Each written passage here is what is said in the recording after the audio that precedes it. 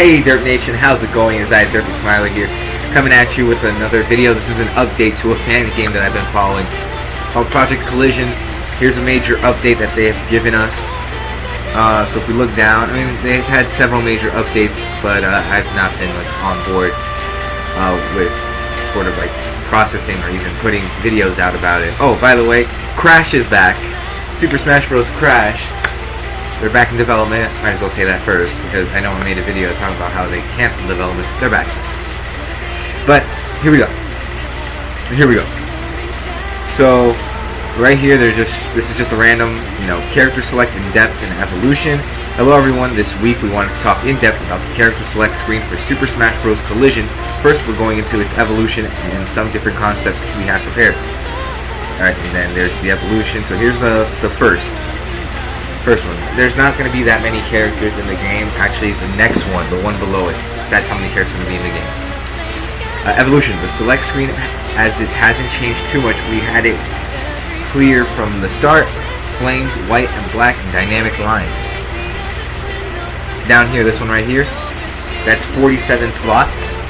And then the random, we're going to have 47 characters in this game, guys. And they even said it themselves. Censored and in Spanish, of course. This was our first design. Looking back, it was actually pretty bad, but it helped us get some of the designs right for some elements, such as the player slots and tokens. Second design was already something better. You can see we have the upper buttons almost ready, and the fighters were aligned in a more pleasing way, but we still needed some changes. That's the demo version. They still haven't released a demo yet, but when they do, that's it. That's the character select screen. I think they're gonna give us Sonic with this one. They wanted to release a demo first with Mario, Link, Kirby, and Pikachu, but I honestly think they're gonna throw Sonic in there. I think so. Final design as of now, there's a lot more to show. The character slots were redesigned, as well as some recolored buttons. We're going to focus on the lower part of the screen and the following concept. As many of you know, developing concepts is very important in the development of a game. There are some ideas we have planned for the future.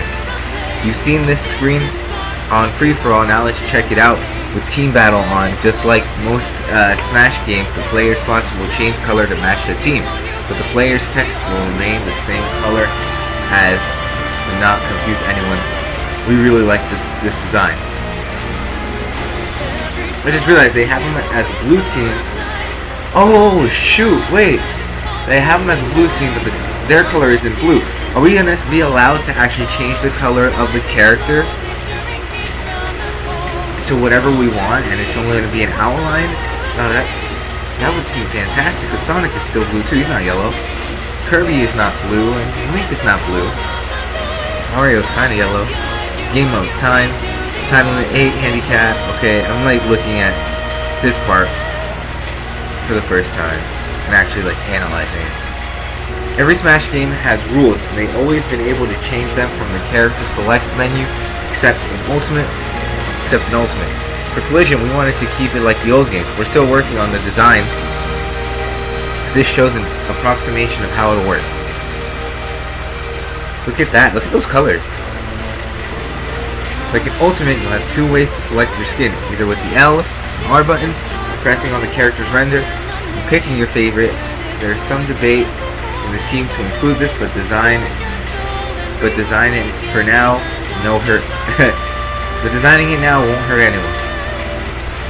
They're actually Spanish, so their English is not going to be that it's not going to be that well. But they know what they're doing. Just like in the previous post about this screen, name tags are a Smash tradition, and in Collision they're no different. It's a pretty simple design. And if you were wondering, that little arrow icon is for changing characters and nothing else. And then here we go. Here are some pretty big news. We showed this in the previous post, but no one wanted to guess what it was, so here we go. The little button at the upper left of the player slot is planned for fighters that could have a different version of themselves, kind of like an Echo Fighter, but we wanted to rebrand the concept of that. Characters like Mario and Dr. Mario, Peach and Daisy, Marth and the rest of the Fire Emblem cast, and more. Hope we don't put all the Fire Emblem characters in there. I can see each player getting one. So if you put Marth, and then you're like, okay, we'll make like Echo Fighter Lucina, you know, and then Roy and Ike are just in like separate slots, or if you make them. Please do that. Don't put like all his characters just in one slot, and then have them have the same moveset. This is something other fighting games and some fan games have, so you can get an idea of what we want to accomplish with this idea. Now I think about it, Dr. Mario might even be in the first demo too, if this goes well. Anyway, we hope you liked this week's post. We wanted to dump a lot of information since this part of the game is very important and it has a lot packed in. If you have any questions, just leave a comment. Try not to have anything too spoilery. Thank you for reading and see you next week. So they do drop like weekly updates and shit. But this is good, and they just confirmed Dr. Mario in this post by the Echo thing. That's good. And they might have just confirmed Peach and Daisy too. And Marth. And whatever rest of the Fire Emblem cast, you know, means. I don't think they're putting all the Fire Emblem characters from Smash in there. So yeah. But oh, I'm sorry. I am tired. Hopefully you guys enjoyed this. Be sure to like it up, subscribe to the channel. I'll talk to you all later. Peace out.